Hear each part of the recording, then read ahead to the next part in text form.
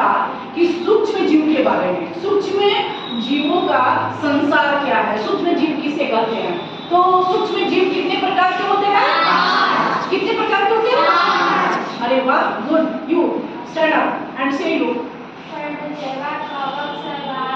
Protozoa, कवक, शैवाल, जीवाणु और विषाणु। Sit down. ओके, बहुत अच्छा। प्रोटोजोआ, जीवाणु, विषाणु, प्रोटोजोआ, शैवाल, कवक।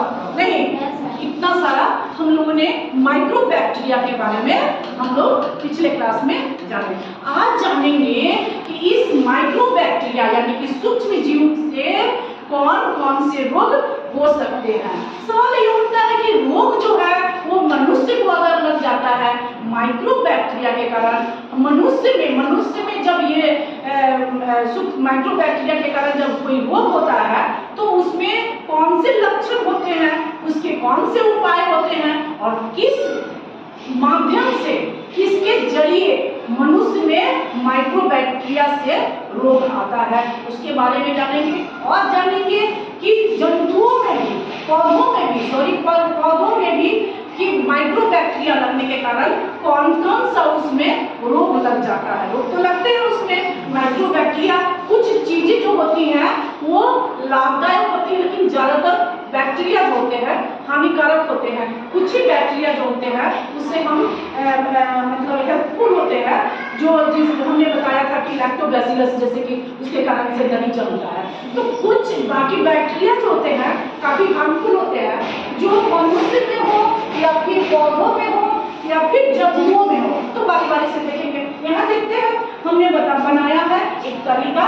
और मानव रोग क्या क्या है, रोग कारक क्या है, संचरण का तरीका क्या है और इससे बचाव के क्या क्या कारण हैं। तो हम देखते हैं कि मनुष्यों में होता है क्षय रोग। ये क्षय रोग जो है वो किस माइक्रोबैक्टीरिया के कारण होता है? जीवाणु के कारण, राइट। और जीवाणु के कारण, और किसके द्वारा आता है? वायु के द्वारा, यानी कि ये हवा से फैलता है। और इसके बचाव के लिए हम रोगी को, उस रोगी वाले जो व्यक्ति हैं, जो रोगी व्यक्ति है उसको अन्य लोगों से क्या करेंगे? दूर रखेंगे, अलग रखेंगे। अर्थात ये संक्रामक रोग है, ठीक है, अलग रखेंगे यानी कि छूट के है ना, उससे हम संक्रमक रोग मानेंगे और इसे अलग रखेंगे। आगे चलते हैं खसरा जो होता है ये वायरस होता है और ये किस माइक्रोबैक्टीरिया के द्वारा होता है? और फिर ये भी हवा के द्वारा ही होता है। और ये संक्रमण से बचाव, यानी कि हम डिस्टेंस मेंटेन रखेंगे, राइट। आगे चलते हैं। मलेरिया आपने माइक्रोबैक्टीरिया में प्रोटोजोआ का नाम लिया था। तो प्रोटोजोआ में आता है मच्छर, कीड़े, मच्छर जो आता है तो प्रोटोजोआ में आता है, ये मच्छर के कारण होता है। तो सबसे पहले इसकी सावधानी के लिए हम कहीं भी पानी को इकट्ठा जमा होने नहीं देंगे।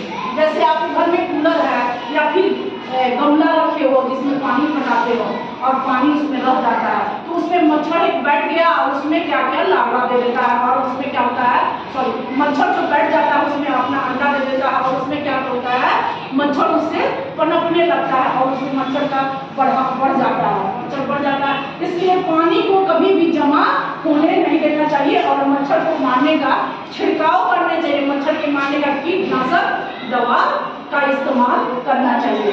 दूसरी बात, सबसे खास बात यह है कि आप हमेशा मच्छरदानी का प्रयोग करें। चलिए आगे चलते हैं। पोलियो, ये पोलियो का बीमारी आपने नाम सुना है? Very good. ये होता है विषाणु से, ये भी वायरस है, ये होता है विषाणु से। और इसका जरिया क्या है? हवा और जल के द्वारा होता है। और इसके लिए सबसे अच्छा उपाय है कि आप समय समय पर टीकाकरण करवाते रहें, है ना। डॉक्टर के संपर्क में रहे। और हैजा टाइफाइड, इसमें क्या होता है? टाइफाइड में होता है कि फीवर लग जाता है, नहीं, और उसमें पेट खराब भी हो सकता है, उसमें फीवर लग जाता है। और ये जो होता है ना, ये जीवाणु, कौन से माइक्रोबैक्टीरिया के कारण? वेरी गुड, जीवाणु के कारण भोजन और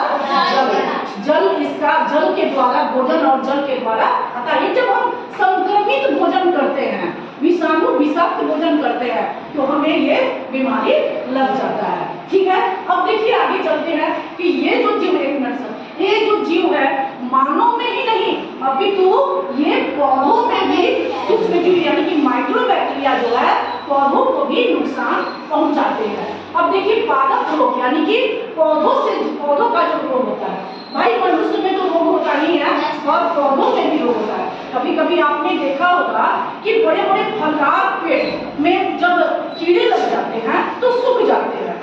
अमरूद फला हुआ भी है और जब कीड़ा लग गया तो काले काले हो जाते हैं, सूख जाते हैं, आम सूख जाते हैं, पपीता का पेड़ खराब हो जाता है। खासकर नींबू के पेड़ में मैं बहुत देखती हूँ और हमने भी लगाया है अपने कैंपस में नींबू, उसमें भी मैं जा करके बहुत उसका सेवा करती हूँ।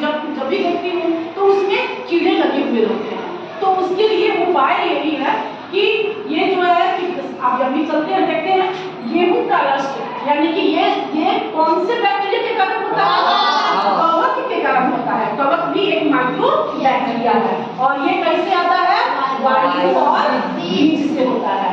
नींबू का कैंसर, नींबू के परत में ब्लैक ब्लैक या ब्राउन कलर का ऊपर में परत होते हैं, वो एकदम से कैंसर का बीमारी उसमें नींबू का कैंसर हो जाता है और उसमें वो नींबू के बीमारी को कहते हैं नींबू का कैंसर। और वो खाने से हम क्या करेंगे, हम क्या होंगे? बीमार हो जाएंगे। और ये होता है कि ये जीवाणु के द्वारा और ये हवा से आता है।